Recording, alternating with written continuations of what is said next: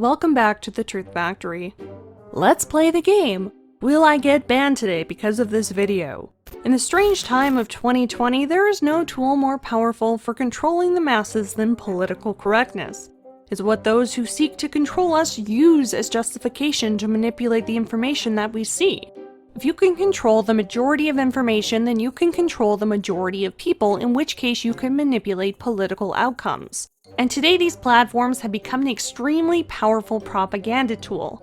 Based on declassified records of contracts and freedom of information requests, we know that DARPA, the NSA, and figures connected to the intelligence community were some of the earliest sponsors of these big tech companies like Google and Facebook. DARPA has even funded experiments on developing tools to identify misinformation on social media and counter it with what they deem as truthful information, reducing the adversary's ability to manipulate events. What this points to is that these platforms have the ability to be puppeted and weaponized for nefarious and political purposes, even by its owners, through things like shadow banning. Now, when left alone, these platforms are the most powerful way to disseminate information to millions of voters. There's nothing else that even comes close to competing with Facebook, YouTube, and Twitter for this. It's truly the new digital public square. But every single day, these platforms manipulate information which favors the establishment upon which said media cartels have built their kingdoms, normalizing the insane status quo and manufacturing support for agendas which bolster it. Until eventually people not only believe the talking points that are being promoted, they parrot them as truth and become aggressive against anyone who questions it or dissents from it. In 2012, Facebook conducted secret psychological tests on its unknowing users to see if they could influence their emotions through influencing the newsfeed information that they saw. And they found that by manipulating the news information, they could influence the mood of their users. Although I'm sure from their intelligence-sponsored inceptions, these platforms have always been used as a tool for psychological manipulation and propaganda purposes. For example, YouTube openly manipulates information all the time, and they refer to it as authoritative content. What this really means is suppressing independent content while propping up legacy media, which of course can never be biased or wrong or have any sort of political or financial motivations, which are owned and puppeted by elite billionaires with political and financial motivations. But if you question this official narrative, even if you have a mountain of sources and evidence, like what they used to call journalism, what people used to win Pulitzers for, well, now you're just an alt-right troll conspiracy theorist, and you are the physical manifestation of Hitler's ghost for even mentioning it. U.S. lawmakers questioned the heads of the world's 4 biggest tech companies in a congressional hearing in Washington on Wednesday. Now, they pressed the IT big shots about their use of data and behavior towards their competitors. These tech titans will lie under oath that they don't manipulate users or information. And unfortunately, at these hearings, the questions are asked by people who don't understand how to set the date and time on their iPhone, let alone how these platforms even work. And most of the people asking the questions, especially Democrats, receive financial contributions from these big tech companies like Google. And while some representatives like Jim Jordan clearly got the message right in the most recent hearing, will anything actually be done about it this time, or is this just a performance? And the power, as the previous chairman and ranking member have said, the power these companies have to impact what happens during an election, what American citizens get to see prior to their voting is pretty darn important.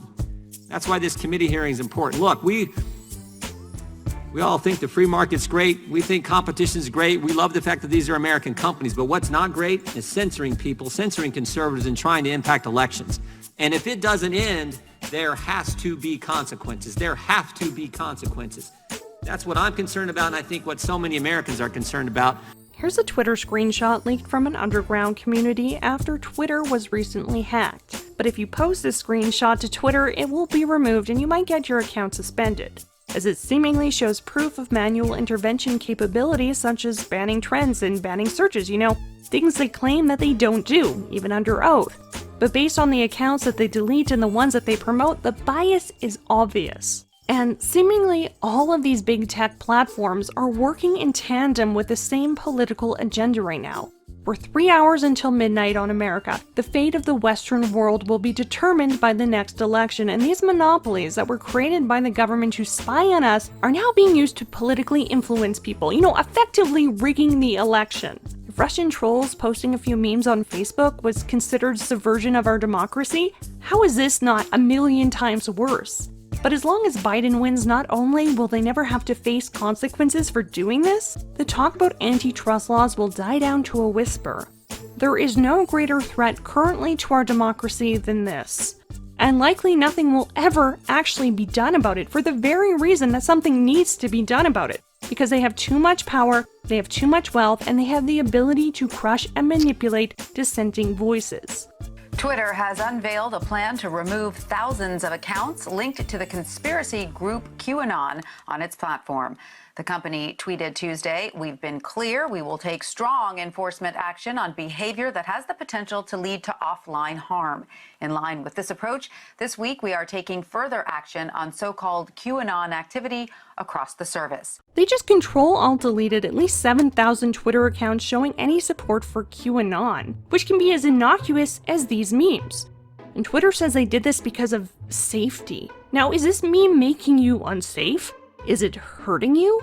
Of course not. The purpose of this was clearly political, as QAnon supporters make up a notable faction of Trump supporters, and there is an election in a few short months. There are some very powerful people and organizations who do not want Trump in office that these social media companies capitulate to. One big example is the Anti-Defamation League, or ADL, which represents itself as an anti-hate organization. But something that this organization really doesn't want people talking about is that in 1993 it was caught illegally conspiring with the police to engage in a massive spy ring. The information that they stole was sold to influence foreign politics. The ADL was also created to honor the memory of a convicted child rapist and murderer named Leo Frank. And it's this very pedophile apologist organization that has decided to be the moral arbiter for the internet.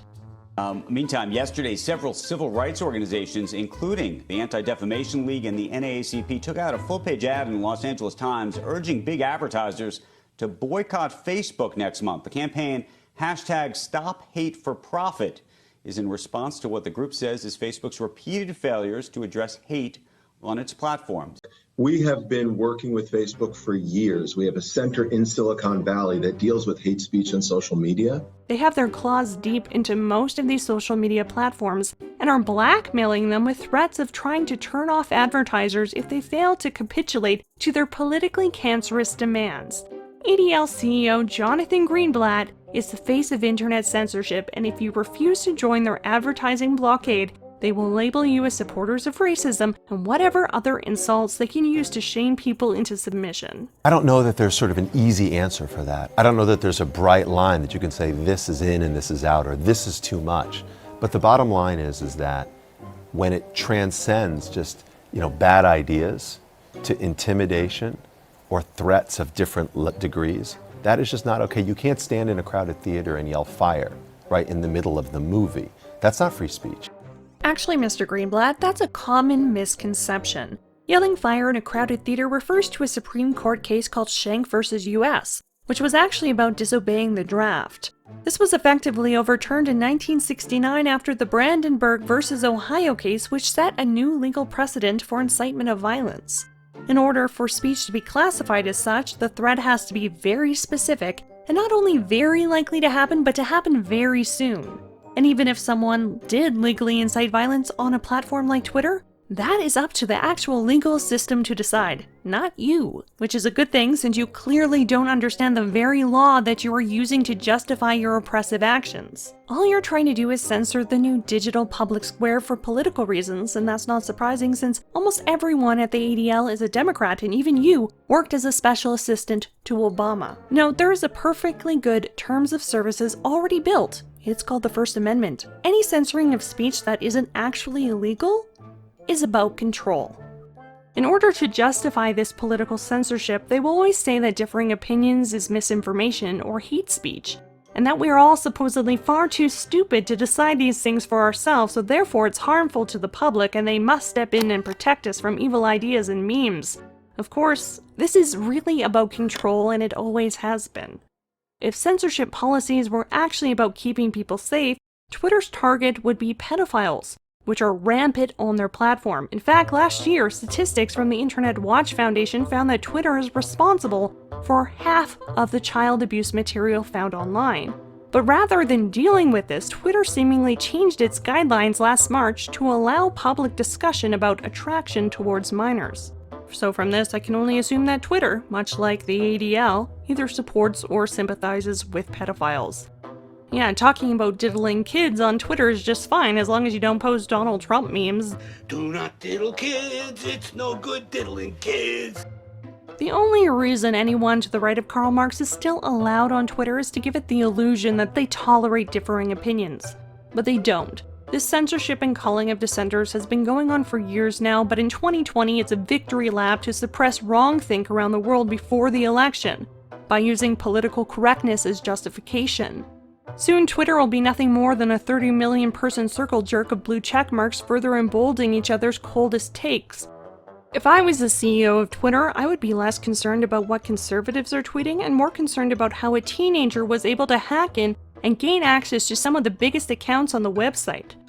We're supposed to get rid of TikTok now because China is supposedly using it to spy on us, but when the American government uses social media to spy on us as exposed by Edward Snowden, nothing is done about it. It's weird that we're told to care about people having their rights taken away and being controlled by authoritarian forces when it happens in China. But when it happens here, we celebrate it. Oh, thank you for censoring those people that had different ideas than me. I wouldn't want to actually learn something outside of the established narrative that I'm being force-fed. And each day the elite minority further subverts our speech and freedom, and we aren't even allowed to acknowledge that without the risk of it destroying our lives. And because of that, most people are not speaking out, and those who are censored anyway. The ultimate outcome that they're going to achieve is total control of speech and subversion of our democracy. They're winning. That was their plan, and they're achieving it. I don't know how it could even be stopped at this point. Most of this has been done as a Trojan horse named political correctness, and it's being weaponized in the dumbest and worst way possible. This type of manipulation has been going on for so long that it's actually created a cancel culture. And now we're all supposed to believe that censorship and destruction of people, objects, and ideas is a good thing for our society and that it's virtuous. The free market can't survive without competition, and in order for that, there needs to be monopoly busting of these platforms that likely wouldn't have even become the monoliths that they are today without government intervention in the first place. This is why antitrust laws were created for this very reason. These platforms need to be regulated as a digital public square. If you like this video, please subscribe and share, as it's the only way that content like mine will be seen on this platform. Thanks for watching and supporting my work. Have a great night.